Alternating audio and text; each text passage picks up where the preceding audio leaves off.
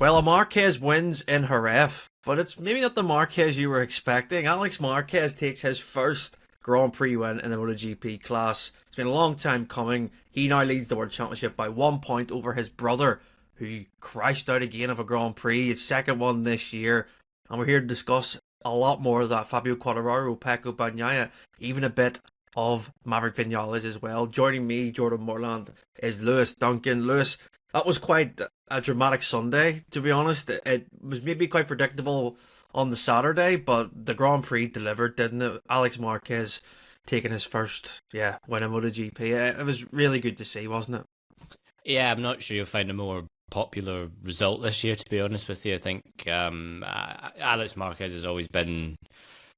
he's always sort of lived in the shadow of his brother, but those who know, those who've been in the paddock, those who've spoken to him know he's a really nice guy. He's a really approachable rider as well. You sit down with him for interviews, he's really open, he's really honest, he's really, I think he understands now. He understands that he is the brother of Marc Marquez. He understands there's always going to be that comparison. He understands there's always going to be questions, and he takes it all in his stride, and he always does it with a smile as well. You always see Alex Marquez with a smile on his face, and I think this has been a long time coming. We've seen it all season, from last November when he jumped on that GP24 in the Barcelona test. He was fast on it. He was comfortable on it. He wasn't slow on the bike last year, but the GP23 just didn't suit his riding style, didn't suit most people's riding style. But Alex, had a pretty decent season. He still got podium, a couple of top fives towards the end of the year. The speed was still there. I think it was always thought, jump on the GP24, he'll be able to be back up the front consistently. We didn't quite think the GP24 and GP25 step would be as small as it has been so far. But that's full credit to Alex Marquez for making it work. Franco Morbidelli's on the same bike, hasn't had anywhere near the same level of success. Gian Antonio, he had an interrupted pre-season. He's on the factory bike, hasn't been anywhere near the kind of pace that Alex Marquez has. And let's be honest, neither is Pecco Bagnaia for most of the season, and he's a double world champion on a factory bike. So, this was a long time coming, and it was, you can go, oh, well, Mark crashed, opened the door. Yeah, it did, and he walked right through it, and nobody was better than him yesterday. And Mark been in the race, nobody other than Mark would have been better than Alex Marquez, and I still think that would have been a great result, regardless. So, yeah, it's good, and now let's see what happens, because he's got the monkey off his back. He's not worried about it anymore. It's not that thing hanging over him anymore. He can go and do it now. So let's see what happens if it unlocks a new gear for Alex Marquez. Yeah, it's a really good point, actually, because I think it was maybe Buriram or Argentina. Mark done an interview, and he'd said when Alex gets a sniff that he can win something, aka a championship, or he wants to fight for it, when he gets into this sort of headspace, he says you can't take him away from what he wants to achieve, and getting the first win in front of your home crowd. I mean, I loved the celebration on the last lap. He was waving at the stadium section. He said it was akin to Jorge Lorenzo when he was doing it back in the day, and he was watching on TV, and he thought, well, I want to do that one day. And he got to do that opportunity, and he got to lap it up, and I thought it was just it was his moment. I really liked that, and it just kind of hit home to me, like, this is what MotoGP is all about. Sometimes you get different winners, and it may come as a surprise, but when it happens, it's just brilliant, isn't it? Like, the atmosphere, the way he kind of embraced everything, and you felt like this is Alex Marquez's moment. He even said, Lewis, that he puts this victory up alongside his Moto2 and his Moto3 World Championship. That's how much it means to him. And I think that says a lot, doesn't it? Because, as you said, the shadow of his brother, he's ripping that apart this year, because he's going, well, I deserve to be here. I'm not just here because of a second name. It's really special, and I think that he talked about when he seen his brother crash yesterday, and he said in his helmet, oh no, Mark's crashed. He seen him saving it, but then he switched and he went, today is my day. And I think that's a brilliant summary of where he was thinking. It's like, he knew how fast he was, and his weekend wasn't straightforward, Lewis. He had two big crashes on Friday, and you could see, I think it's a TNT interview where he shows off his arm with all the gravel marks and stuff, you're like, well, that's looks pretty sore. And he was kind of getting through Saturday, gritting his teeth, and he got a brilliant second place in the sprint. But to get the win yesterday, considering everything, shows what the character he has, doesn't it? Yeah, through everything that happened kind of over Saturday, Sunday, it was I kind of actually forgotten about the crashes on Friday, because that didn't look like a rider that, you know, that sat out of 40 minutes of PR on Friday afternoon, and then obviously came out and set a lap record. So we saw that and I wrote this on Friday in our analysis, that really one of the best sort of attributes of Alex Marquez is his resilience, and that was very much on display on Friday. We saw it again in the sprint. He said afterwards, like, I was in a bit blind going into the race because I didn't really have any proper setup time, and he still came away with second place finish in that race. So I think this is one of the things that is really going to help Alex Marquez through this entire championship. I think he knows that, and he said this as well on Sunday, that with Mark in the race, he knows there's opportunities, but when Mark isn't in the race, I know I'm the fastest, and I think he knows that when the opportunity arises, he's good enough to take it. But equally, you know, he doesn't have to worry necessarily, because he's just got that sort of resilient mindset. He knows he can bounce back from things. Yeah. We saw that in Qatar. You know, he had the collision with Digia while he was fighting for a podium, got a long lap penalty, still finished in the top six, which became fifth, I think, after... it was seventh, but then seventh it came in sixth. Yeah, so... You know, that really limited the damage, because he obviously leads the championship now after what happened at Jerez. So that's going to be something that will be really key to Alex's season. And he is a legitimate title contender now. You can't look past that as, you know, he's not just, GP24, satellite bike, the factory bikes will get better. That's not necessarily the case. I mean, Pecco Bagnaia said the GP25, we'll call it the GP25. I'm sick of this GP24.5, 0.9. It's a GP25. It has a slightly different engine. It has slightly different parts. It's a GP25. Let's draw a line under that. He said it has more potential. He can't ride it the way he wants to. Marc Marquez can. We'll get onto that in a bit. But in theory, the GP25 will take a bit more of a step. We know there's aero, and we know there's chassis that were put aside after the pre-season test, which we assume will be brought out for the Monday test here in Jerez, as we speak right now. So at some point, maybe that gap will widen a bit, but while it isn't, Alex Marquez is seizing his opportunities. And I think there's a couple of elements to the whole Alex Marquez story, because this happened at a racetrack, you know, a packed out Jerez racetrack with the crowd screaming Marquez, Marquez, Marquez for him on Sunday. 5 years ago, he made his debut at Jerez as a factory Honda rider, and back then it was very much seen as a stipulation of Marc Marquez signing his 4-year deal with Honda. Yeah. Nobody really took out, you know, he was double world champion and Honda tried to defend that, but nobody really took Alex Marquez all that seriously as being a long-term MotoGP prospect. He'll get a few years because of his surname, but people weren't expecting much. That debut season, of course, he got a couple of podiums, the only Honda podiums. And then it kind of went a bit downhill after that point. The Honda wasn't great. And then he backed himself to be like, I don't want to ride this bike anymore, but I don't really have any other options. Gets a Gresini contract, and instantly in 2023 he was quick. Yeah.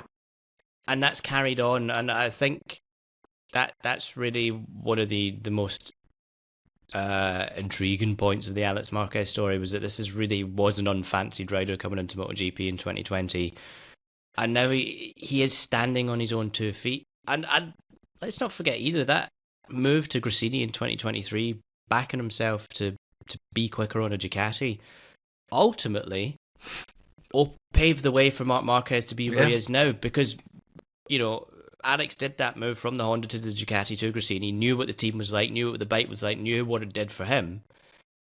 You know, had that not happened, Marc Marquez probably wouldn't be a Ducati rider right now. So, you know, the importance of Alex Marquez in the modern MotoGP landscape can't really be overstretched, and the fact he's a race winner now just further really puts him alongside Marc Marquez now, not behind him, and that's a great thing. It is, absolutely. I love the scenes with, obviously, we'll get on to Mark here in a second, but Mark obviously disappointed with his own result, but he made sure straight away, and he got into the box He walked down to Park Ferme and he just grabbed his brother and was hugging him. And you could see it was a real moment. You could see, obviously, his mum, his dad, and Alex's girlfriend and stuff was all there. And it felt like one of those moments you're like, wow, it's history. Because it was first time two brothers has ever won races in MotoGP. And I think it was just a cool moment. I think it's one of those moments where if you're a fan of this sport and you're going to pick holes at Alex Marquez, you're not really a fan here. That was a cool moment for the sport, and I don't think you don't see it often like that. And I think that someone who can, as you say, Lewis, rebuild their own career, take a gamble and go to Gresini. That's the starting piece, isn't it, to the bigger picture really in this season. And I think that there's something satisfying about seeing a satellite team win as well. And Gresini have done that so well the past few years with, obviously, Annette Bastianini, of course with Mark, and of course now with Alex and Dijon Antonio. Yeah, the story's really good, and I think he's not finished yet this year. I think he's going to win more races. I can't tell you where he's going to win them, but I just have a feeling that he will. And my final question about Alex Marquez for you: we've seen satellite Ducatis sort of fight for the title, maybe the past 3 years, really. You had Bastianini, Bezzecchi. Yes, Mark kind of fought for it last year, but it was never really on. Do you think it's different this year with Alex? Do you think that there's something that he can take it further than those have in the past few years? Or is that, I don't know, is it too early to say? Yeah, I mean, I think it's an interesting one because obviously Alex has kind of a unique benefit that other satellite Ducatis have never had, and that's that him and Marc Marquez talk about racing, they talk about race strategy. I think they both know that right now they are the two fastest riders on this field, and therefore, it benefits Mark to just have his brother there. And Mark said this on Friday: if I lose to Alex this weekend, it's fine, so long as I'm first in the championship, that's what matters. And I think, that does give Alex Marquez's kind of championship challenge a bit more weight to it because he has that unique advantage. Yeah, okay, Pecco Bagnaia has the data for Marc Marquez, but okay, try copying that data. That's we see not on the weekend that conversation. Exactly. So I think we. As far Jorge Martin won a satellite Ducati last year, but it was a full factory bike. Yeah, I'm not having that. You do have to wonder at what point, and we've said this before in the podcast, at what point does Ducati start to look to upgrade Alex's bike? At what point do they look at the championship picture and go, okay, we're nailed on for the championship this year, but when Mark crashes, there's one rider picking up the pieces, one rider consistently being quicker, the second quickest Ducati, and it's not our guy in the garage, in the other side of the garage. Do we start to give Alex more upgrades and make him more a potent threat to safeguard those victories every weekend? Because let's face it, this weekend at Jerez, Pecco wasn't, even if Alex Marquez crashed out that race, Pecco probably wasn't winning that Grand Prix. And that's a problem because it was against a Yamaha. So there does come this point where Ducati does have to start looking internally and going, okay, we're going to help Pecco as much as we can, but we know what Mark can do in this bike. We've seen what Alex is doing right now in the GP24. As we mentioned before, the chassis, this 2025 chassis, was tested last year, and Pecco Bagnaia said it was ready to race on the GP24. Ducati elected not to because they wanted to keep the championship battle fair. So that is an upgrade that they could give to Alex Marquez. Yeah.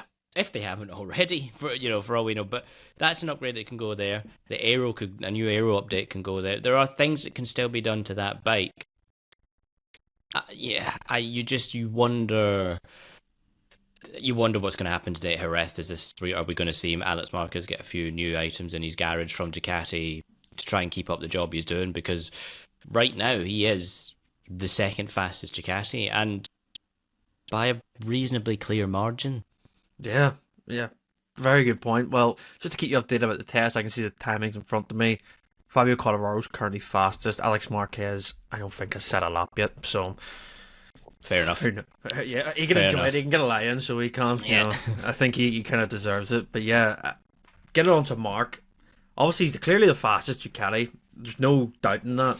Second mistake this year, Lewis, in the Grand Prix. This one's slightly different to the Coda one where He admitted it was his own fault because he was on the curbs and he knew.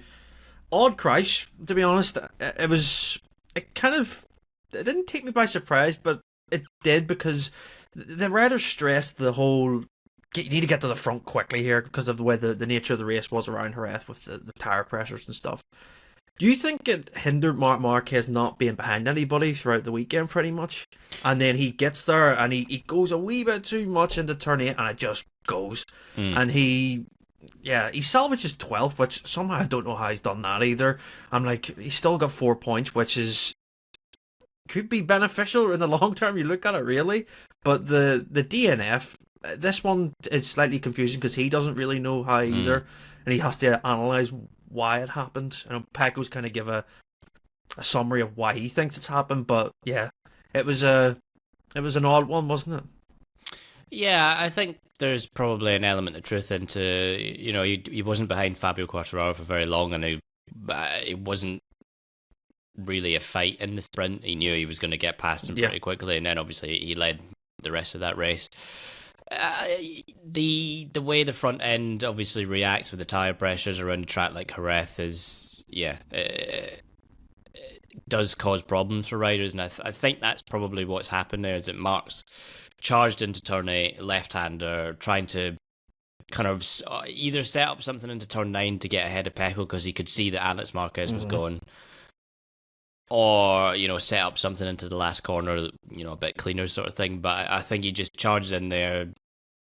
Tire pressure or just the front the turbulence from the bikes just was something he wasn't expecting, and down he went. And that is the kind of perils of being someone who leads races for as much as Marc Marquez does. Okay, you can say, well, Qatar he didn't, but like Qatar was a completely different kettle. So different. Completely different kettle of fish. And Argentina as well, Thailand as well, completely different. So I think there was an element of that. I think a lot of people have been like, oh, well, he was clearly under pressure. I don't think that's necessarily true. He went for a fight with Pecco on lap 1, didn't come out the winner of that one, but he knew that really his late race pace was going to be what was going to win him the Grand Prix. And if you look at the analysis of that pace, Pecco Bagnaia says his fastest lap on lap 2, sorry. Vinales, Quartararo, Alex Marquez did so in lap 4. Marc, on a damaged bike after rejoining, lap 18 was when he put his fastest lap in. His overall pace was really from like lap 6 to the end of the race.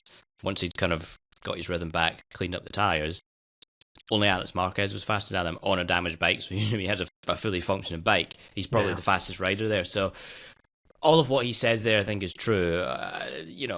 But there is a harsh lesson here that yes, he's the fastest rider right now, but that's 2 mistakes you've made, and you're opening the door to rivals with these mistakes who haven't yet actually properly challenged you on track. They haven't been able to prove that they can beat you on pure pace, and I know that's going to trigger a few people because Pecco won and Alex, but they haven't proven that they can beat Marc in a head-to-head fight yet. Exactly. And that's ultimately, you rewind to 2019 and you look at like Austria that year, you look at Silverstone that year. Those were riders, Alex Rins, Davizio, so who beat him fair and square, head on track, and that was you could legitimately say, okay, on those races, those riders were better. You can't say that right now, and that's not taking anything away from the current field, but they haven't. Pecco Bagnaia won in Austin. He was 2.5 seconds behind Marc when Marc crashed, and he wasn't closing the gap.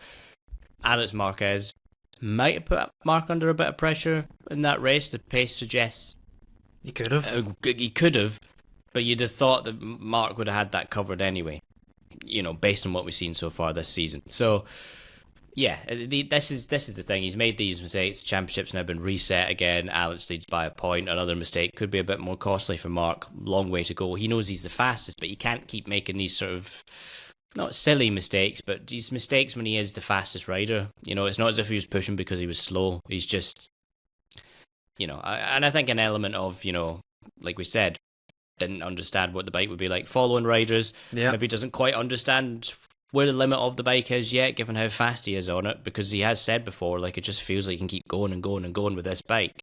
And he said that on Friday, he said that, and I don't quite really know where the, where the end of the road is with the bike. So there's an element of that to that as well, which, as you said, well, it's a good thing because at least it's one mistake I have to iron out. It's not two problems. It's not that I was crashed and I was slow. I'm fast. I'm the fastest. I just need to not crash. And we'll see. We saw that he bounced back in Qatar after Austin, and we'll probably see that again at Le Mans. We'll see. Yeah. He will learn from these mistakes. But yeah, he does need to limit them now because you are just handing points easily to rivals who really, in a head-to-head contest, aren't challenging you. Yeah, 50 points have been left on the table, really, when you think about it now. And it's, well, not 50, 46, because he scored 4 points yesterday, so you know what I mean. No, I think he's just in this. I don't know if it's not like an old Marquez. You say the bike's got so much of a margin for him in practice. Obviously, and I'm not suggesting he needs to do this, but like he used to crash a lot on the Honda in practice to find the limit, and then he'd go, okay, I know where it is now, sort of thing. I'm not suggesting he needs to crash in practice, but it's like, do you think he's too comfortable sometimes? And it's like, well, a situation can change in a race where you're not going to even lead always because you don't get the perfect start. And I seen yesterday as well, same as in Austin, he didn't get the ride device down on the grid straight away and he had to redo it. Little things like that. I know it's not going to play on his head as soon as he starts, but like things don't always go to plan. And sometimes I think when he's in that mode of just leading every race and he hasn't crashed in practice, he's kind of vulnerable to the outside, because Bagnaia had crashed, Alex Marquez had crashed, Quartararo had a few crashes over the weekends as well. I'm not saying that you need to crash in practice to be okay for the race, but it kind of gets that out of your head, doesn't it, if that makes sense? Yeah, I mean, we used to see the crash stats for a season. Mark used to top them a lot even when he was champion because he would spend practice finding a limit, go over it, know where it was. He has said on a couple of occasions he isn't quite sure where the limit is on this bike right now, so I think. Because look at last year, for example, he crashed a lot on the 23 because he said he wanted to find the limit, and then you would see in qualifying or practice he would crash, and it's like, okay, he's just kind of doing what he did on the Honda. But I don't know if this year he feels like he just doesn't need to. If that makes sense, because it's like the margin he has. I think the problem is that it almost sounds like the limit of the Ducati seems to kind of be a bit of a moving target because he seems to find a new level, and I had a problem here, but then I was able to fit in it. And Alex Marquez's crash on Friday was he said the same thing, like, I just didn't feel like there was a limit on this bike, and then I found it with quite a big crash, and and I think with Marquez, when he's got a bike like this, Marc Marquez, that is the limit is a bit of a moving target. And that's ultimately, the Austin mistake, he was just on the curbs, curbs. He knew that. I think the Jerez thing is a case of he doesn't spend much time behind other riders, so he doesn't know what the bike's going to react. So maybe he needs to do that more in practice. But the problem is that when you're the fastest rider, nobody lets you follow you. So it's a bit kind of chicken and egg. And this is kind of a new thing as well in MotoGP, really, from when he used to win championships. Is that you didn't have this problem with tire pressures, with turbulent air. Yeah.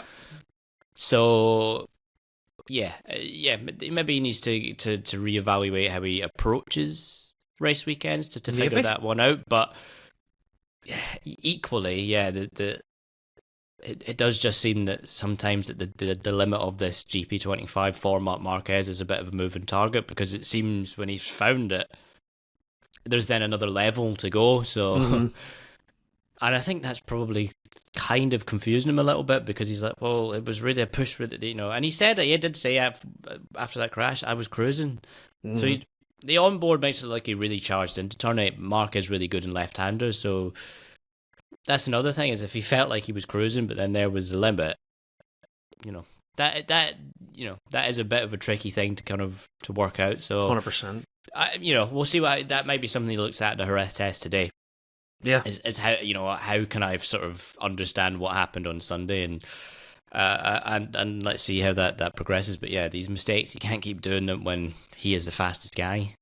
Yeah, let's see what happens. Let's see, because he likes Le Mans, and I wouldn't be surprised if he, like you say, does what he done in Qatar and bounces back. I wouldn't be surprised there at all. Just to update you, as of when we're recording, he's currently 4th on the timesheets in the test. He's done 14 laps, and he's currently Looks like he's on a second run here, or a third run. So yeah, let's see what comes out of the test for Marc.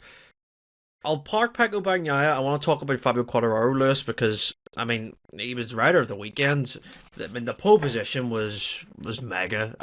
It was unbelievable that, considering what Marc done out the gates in quali, where he set pretty much I thought was the lap record and one's going to be touched, and Fabio goes out and does it on the Yamaha.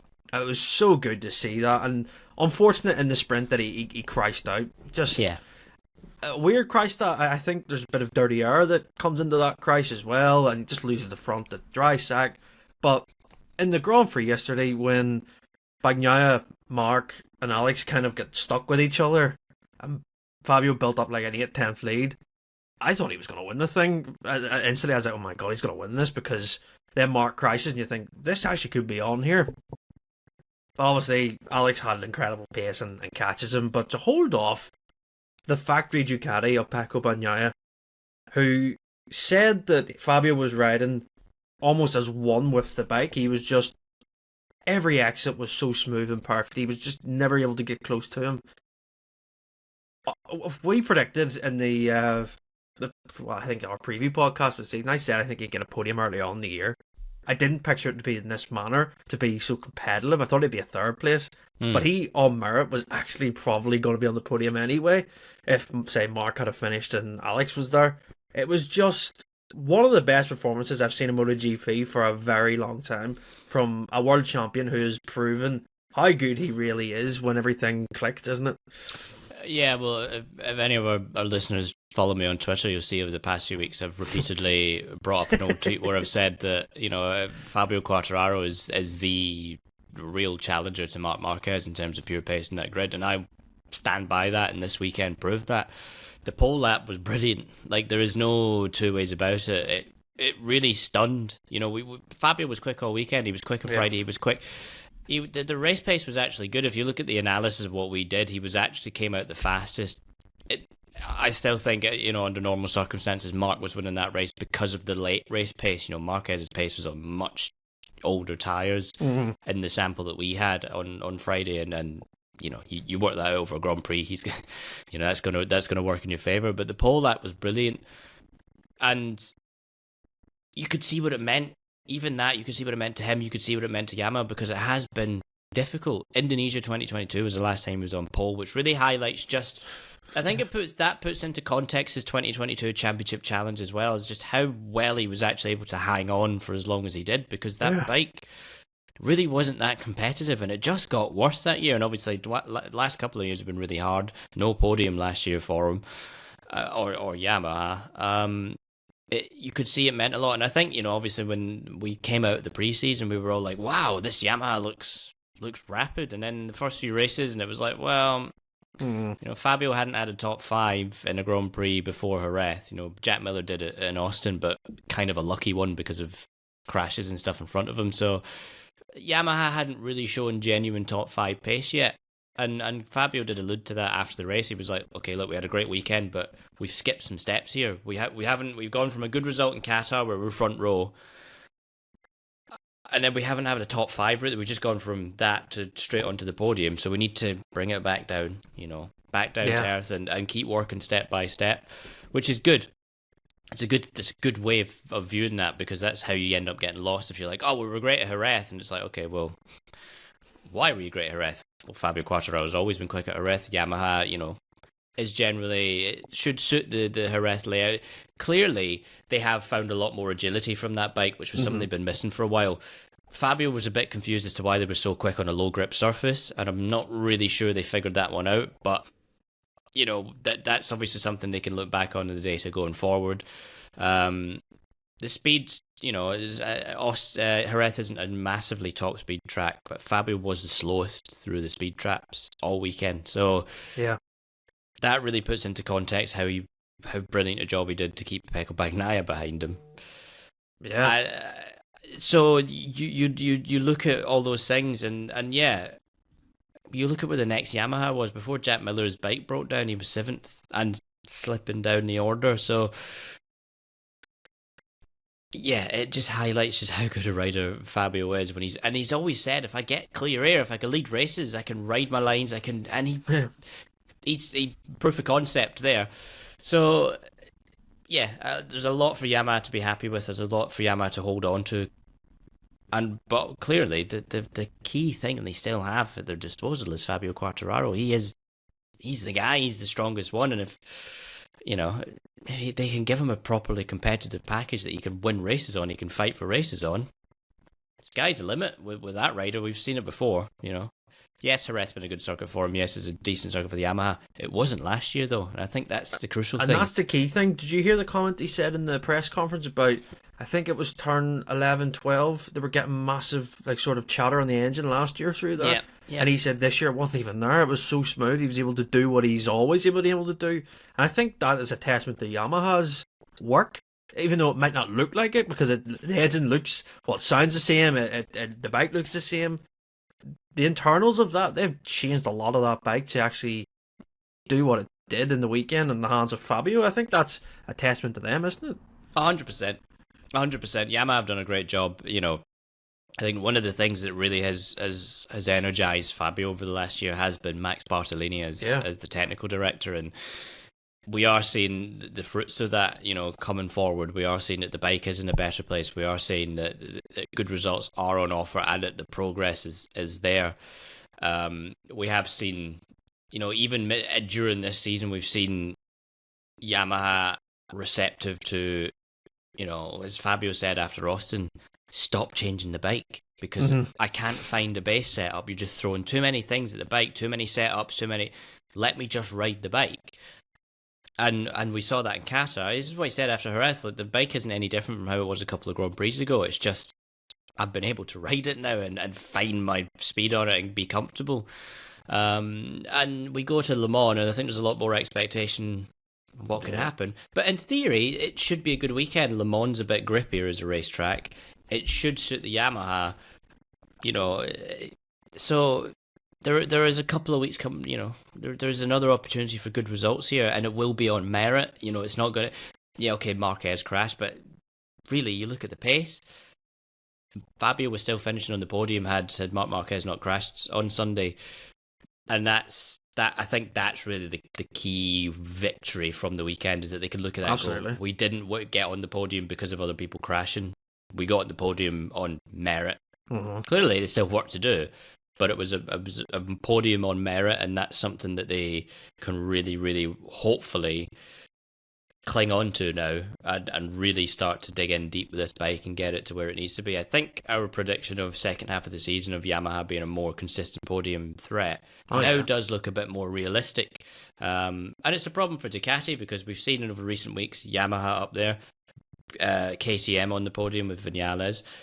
We see that Honda's knocking on the door. Mm-hmm. So there are more threats coming Ducati's way, which obviously going back to a point about what Ducati does in terms of how they prioritize and how they start managing their own stable.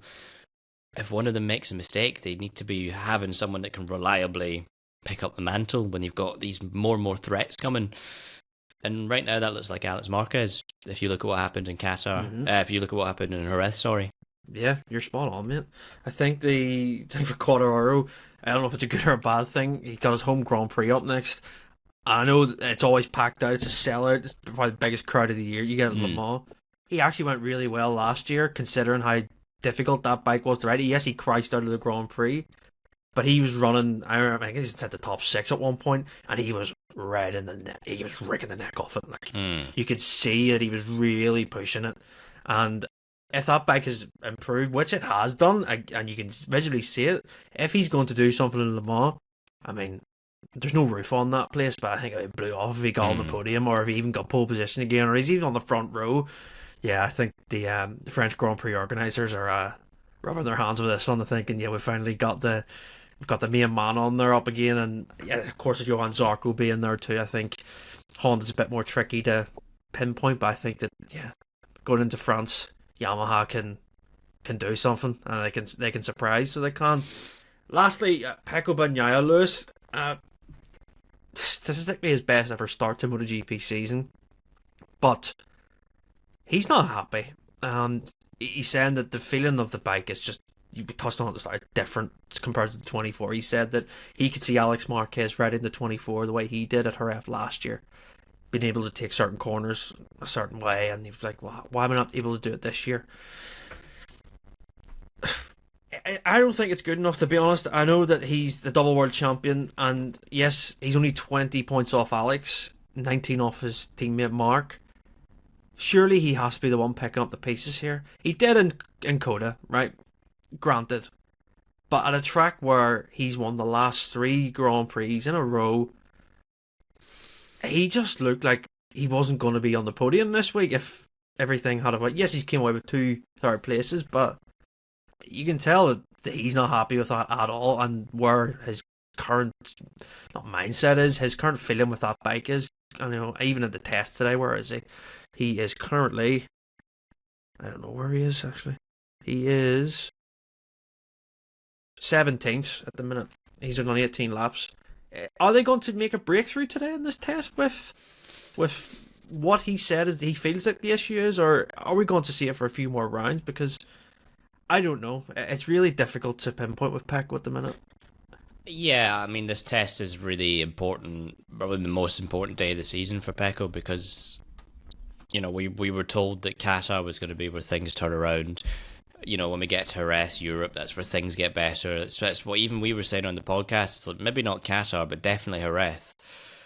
And it just wasn't. And it hasn't been. And okay, yeah, the feeling of the front end might be different. But then he's also saying that the potential of the GP25 is better than the GP24. And he's also kind of shot himself in the foot by saying Marc can ride anything, he can ride around this. So the problem he's got is that if there isn't like a legitimate issue with the bike, it feels a bit different. You're then in a situation where he has to spend the rest of the season riding around that, and he's proven he can't do that to the same level that Marc Marquez can. If there is a problem and they do fix it, it puts the spotlight on him even more, because then he has to go out and actually prove that was correct. And the thing with the sprint fuel tank remains, and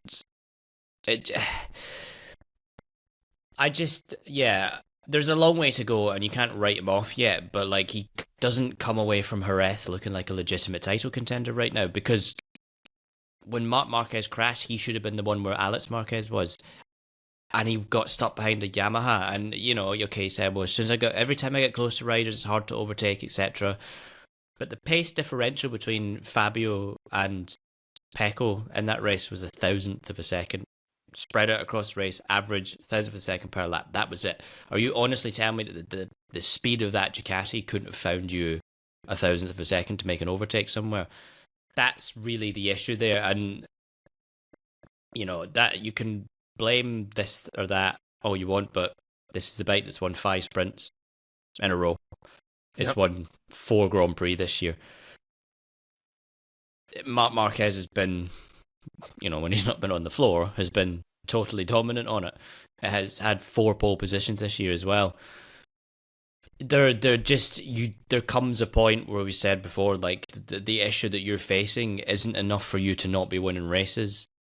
Everyone's it's all about feeling a lot of the time, but like, the really great riders ride around these problems, and Pecco's not riding around these problems. This is the guy that won 11 Grand Prix last year. Where's that rider gone? It can't all just be because the front end feels a bit different. You're honestly telling me, as a double world champion, you cannot ride around a problem. You physically have to have the bike perfect, because that isn't going to win you a championship against Marc Marquez. It's not even going to win you a championship against Alex Marquez.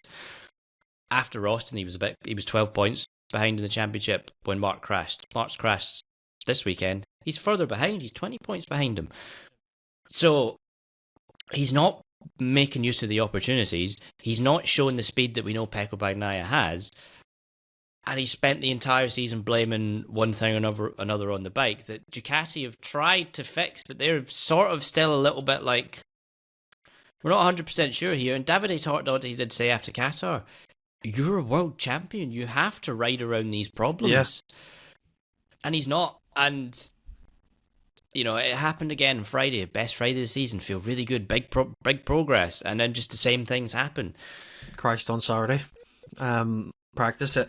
Actually, if you look at the clip on MotoGP on scene, really good actually. The back of the car going to this, I think they're taking around to the media pit after the sprint podium, where he says to Mark, I tried to take turn 7 like you and crashed. And it's like, Mark said to him, did you need to do that on the first lap of like a run on a cold tire? And he was like, oh no, but I had to try it, sort of thing. It's like, well, there's no need for that sort of thing, you know? Well, quite. And that, I think, just clearly that sort of suggests that Mark's burrowed himself right inside of Pecco's brain. He's these are, the time is running out. Yes, it's a long season. I know Pecco Bagnaia fans are holding on. His best start to the season. Okay, he's made the best start to a season, and he's not any closer to leading the championship. And that's the kind of the critical thing, is that he's been banking these points. He's been more consistent than he was last year.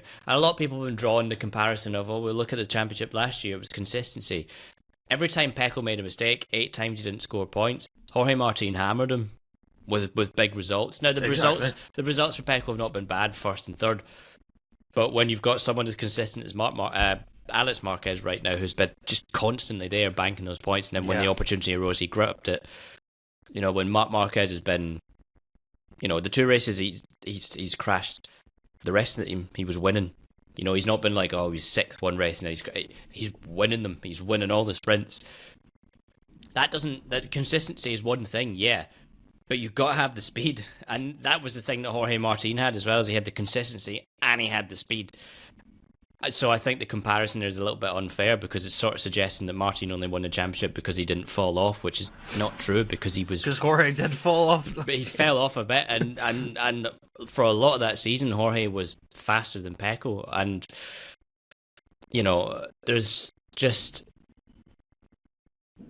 there's only so much patience that Ducati can have with Pecco Bagnaia before they do have to kind of start to look at, okay, if Mark doesn't win our championship, who's the next place to do that? And it is right now Alex Marquez. This obviously raises a kind of interesting dynamic looking forward to 2027, because obviously all factory contracts are up for grabs. Assume Mark goes and does Mark things, wins another championship, maybe wins another 2 championships, and Ducati are like, well, we want to keep you around, and he's like, well, I want to stay around. They're going to have to pony up a big contract for him. Pecco's on a pretty big contract right now. If he doesn't then have the results as well, the contract he's going to get offered is going to be less. And if Alex Marquez keeps doing what he's doing over the next couple of years, fighting for championships, winning races, being the second best Ducati have to look at that and go, maybe that's our factory team. And then you've also got to look at some of the other free agents that are going to be coming up. Fabio Quartararo put in a pretty good a pretty good CV this weekend, for future job prospects, that if the Yamaha doesn't improve, so this is the problem. And Ducati are then with the whole thing of, well, do we maybe start giving Alex more updates, providing him a bit more support, despite the fact that him and Grassini are not officially factory-supported bikes. It risks alienating your double world champion, who has been so good to you over the past, 4 or 5 years. But all that past success doesn't really count for anything when you're not delivering it in the present. This is a fast-paced sport. It's a fast-moving world. You could have been the greatest of all time 10 years ago, but if you are finishing last all the time, you don't deserve another contract on big money, etc., big bikes, all the rest of it. If you can't, you can't hold on to that. And I think this is what we're going to be seeing with Pecco, is you can't just hold on to the fact that you're a double world champion. You have to be shown that repeatedly. We saw that with Marc in those bad years, those years after the injury, when the Honda wasn't good. He still delivered. He still turned up some of those big performances as a world champion does, even when, the bike was bad, when the injury was worse, etc. He still did that. He was still top Honda in those years. He was still winning races in 2021. He was still able to get on the podium in 22, 23. Last year on a really, really old Ducati, he was winning races. That's what champions do, and Pecco's not doing what a champion does right now, and that's disappointing, and it's frustrating. And I really hope that this test does unlock something, because we are going to quite quickly get to a point where you have to sort of look at him as being not a favourite for the championship anymore. Absolutely. I think the the argument about the best ever start to the season. Well, Alex Marquez has had his best ever start to the season. Mark has had his best since, I can't remember, probably 2019. You could probably say. It's not like everyone else is like kind of behind you, and that's the thing. And the added element of Alex Marquez is so spot on, Lewis. About it was Jorge and Pecco last year, but then you add a third person into it who's like just consistently. I mean, Alex's worst result's been sixth. Like, I think that it's so valid what you've been saying. I think that Pecco just has to. Sometimes I think he's too honest for his own good. Sometimes to the press what he says, and I think don't say that. Like, it's gonna not help you in the long run here. Like, just try and keep it to yourself, sort of thing. Because I said that the sprint fuel tank thing is like, don't raise that. Like, just because they're always going to ask you then about it after, and it'll be like, well, I'll have to keep answering the same questions, and that would grind you down, surely. That sort of thing. The problem as well that you do get to a point where the more you repeat something and the more you're like, well, this is a problem, you start to lose accountability. Yeah. You start to pass that just becomes, you begin to believe your own bullshit.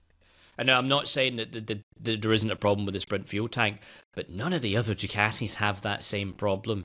And this is the thing, if you're the only rider with the problem, this isn't like a chatter issue, like the rear vibration issue that KTM have been suffering from. Yeah. It's not something like that. It's not something like, chronic understeer. It's not like a kind of one of those things that like is widespread across the manufacturers. None of the other Ducatis have that issue, and that's kind of that's a bit of a problem, because you're saying that you can't ride around that. And again, with what you're saying about the bike on Sundays, you're saying you can't ride around these problems. You're openly admitting that Marc Marquez can ride around these problems, and we've seen, did you be able to get some good results on that same bike at recent rounds? He's able to ride around these problems. Sometimes you do have to either just own up and go, I'm not doing a good enough job, which, to be fair to Pecco, after the Qatar GP was like, okay, I'm not doing a good enough job on Saturdays, but my pace is really good on Sundays. And he did say the same thing in Jerez. And okay, yeah, he was a bit better on the Sunday, but like, I'm expecting you to go from third in a sprint to winning a race, not third in a sprint to finishing third behind a Yamaha. Yeah, absolutely. That's so spot on. That's the problem, and there comes a point where you just got to own up and go, look, I'm not doing a good enough job here, all in the round. I need to ride around these problems. The team have given me a great bike. It is a great bike. So yeah, just to get to the point, the more you blame these things, the more you throw out results, the more you hide behind excuses, the weaker it will make you as a competitor, because. Yeah, you look for that as you then start to think, oh well, sprint, I'm just going to finish here because it's fuel tank, blah blah blah.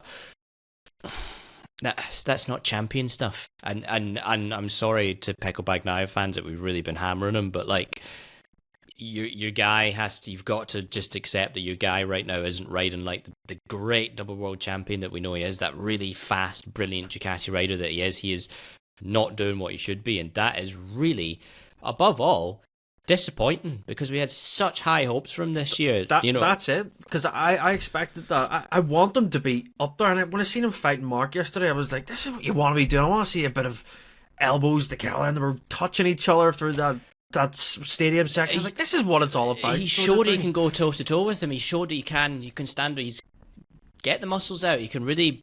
He can, yeah. Fight, and just we want to see that. That's why it's just really frustrating, because we know what Pecco can do, and we know Pecco versus Marc, when Pecco's on his game, when Marc's on his game, that'll be brilliant. That's unreal, yeah. And we know that Pecco's more than up for the challenge. We know he is more than capable of taking the fight to Marc Marquez, and yet he's just letting us all down, and that's why it's very frustrating. And I think that's why a lot of the media and a lot of people are really hard on him, because we just had such high expectations for him, because we all genuinely believe he's a brilliant rider and he can do these things, and he's just not doing them right now. And it's just been a big letdown. And he needs to, more than Ducati, he needs to be the one to just fix it.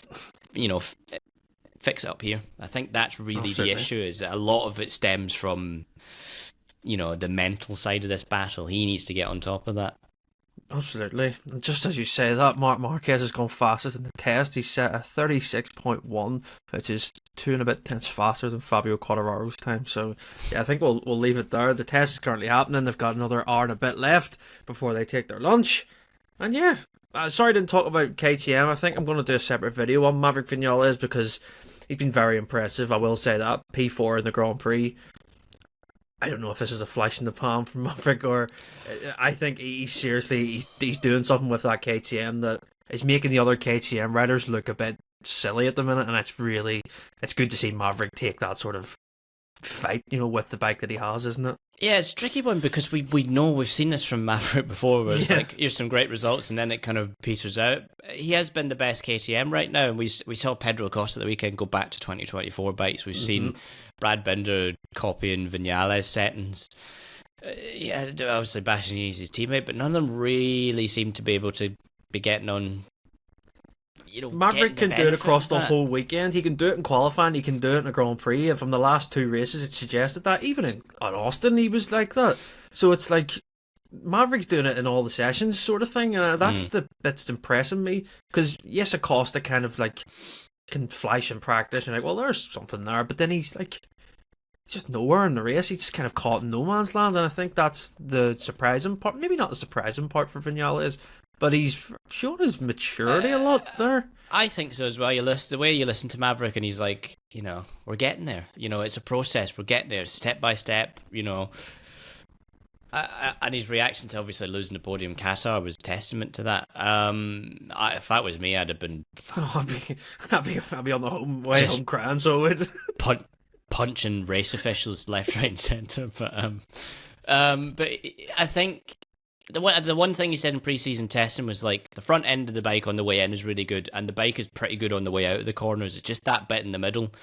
Yeah. Clearly, he's found something that's kind of helped him with that, and I wonder how much of that comes down to. Obviously, he rode a Yamaha or an inline 4 for all these years, and that required a very specific type of mid-corner style. Then he goes to the Aprilia, and that took up quite a lot of time for him to get used to that. But once he did with the V4, he was able to be pretty quick, and I wonder just. Because he's had that experience, he understands a bit more about how you adapt to that. Absolutely. And clearly he's found something in the setup that works for his riding style that means he can charge into the corners like he wants. He can get round them pretty decently. And then obviously the KTM has a bit better rear grip than it has in recent years. And obviously is a rocket ship on as soon as you twist the throttle. And I think these are all things that really Maverick can really utilise for his riding style. I think a lot of people when he joined Yamaha were like, oh, he's really like Jorge Lorenzo, and I think actually when you watched him trackside, he was a bit more like Marc Marquez in that aggressive way. Yeah. So I think just we finally maybe found a bike that is perfect for Maverick Vinales, and I think that's part of it. The others will get there. We know Pedro Acosta is a big talent, but I think part of the Acosta problem is everything that's going on in the background. With the future, he can say what he wants about, I'm not focusing on it, I want to be at KTM, but it's a big thing happening on his mind. So we'll see how things pan out after this test. Really important test for KTM, and Maverick has kind of shown the way, and I think that's probably the direction they'll all follow. Absolutely. Going forward. Yeah, and just to say, Maverick said yesterday to I believe it was Dorna, he says that they're not going to actually tweak much with that bike. It's more just about getting an understanding, which is what these tests are all about. You can try new parts, but if you have a setup that you're really happy with, dial it in even more and do laps on it. KTM, the worst thing they can do is change it, new parts at it. That was the problem all pre-season, is that they had all these mixes of the bike because they just throw parts at it. And the other thing as well is you test brand new parts on a track that's got lots of grip on it. You get to the next race and you're like, what the is this? This is totally terrible, and I think Maverick's smart enough to know that because he's in the past been guilty of being like, oh, I need this thing, I need that thing, and then he's been like, oh, I've been brilliant in testing, and then he gets to the next race and it's like, oh, back to normal. I think what you say, Jordan, is true. It's just the maturity, I think, more than anything, is what's really helping Maverick out.